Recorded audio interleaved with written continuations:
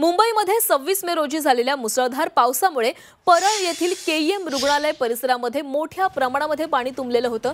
रुग्णालयातही गुडघाभर पाणी साचल्याने रुग्ण सेवेवर परिणाम झाला आणि या घटनेची उच्च न्यायालयाने गुरुवारी गंभीर दखल घेतलेली आहे। रुग्णालय जलमय झालंच कसं, रुग्णालयात पाणी शिरलं कसं अशी प्रश्नांची सरबत्ती करून रुग्णालयाची तातडीने पाहणी करण्याचे आणि भविष्यात या घटनेची पुनरावृत्ती टाळण्याच्या दृष्टीने उपाययोजना करण्याचे आदेश न्यायालयाकडून सरकारसह महापालिकेला देण्यात आले।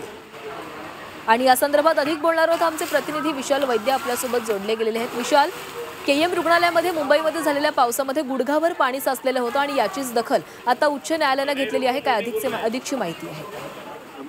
बरोबर आहे, थेट उच्च न्यायालयाने या गंभीर घटनेची दखल घेतलेली आहे। आपण झी 24 तासने सुद्धा ही बातमी जी आहे ती दाखवली होती।